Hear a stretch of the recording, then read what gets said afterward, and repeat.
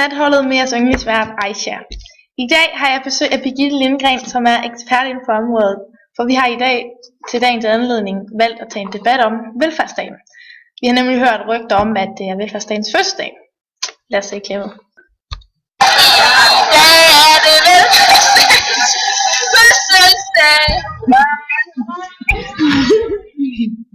Ja, det lyder jo meget forsvarligt, men hvad er formålet med velfærdsdagen?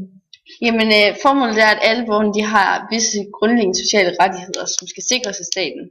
Og i en velfærdsstat, der afgiver borgerne noget af deres frihed mod, at de så til gengæld modtager tryghed fra fællesskabet.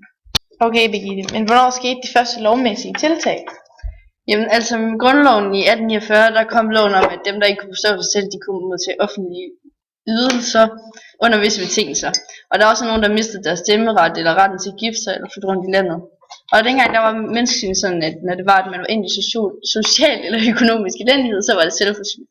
Men i slutningen af 1800-tallet, der krævede det, at man viste viljen til at klare sig selv i nød, at man kunne få den her hjælp. Og i den periode, der var menneskesynet sådan, at mennesker godt kunne havne i social nød, uden det var selvforskyldt. Og det var så skønsprincippet, der var med til at vurdere, om man kunne få den her hjælp eller ikke få den hjælp, altså om man var værdig eller uværdig til det. Men senere hen så kom staten så mere ind over, og det gjorde så, at det var nogle faste takster, der blev betalt, i stedet for at det blev vurderet fra individ til individ, hvad det skulle være. For at finde ud af, om velfærdsstaten har levet op til sine forventninger, har vi spurgt en pige fra gaden.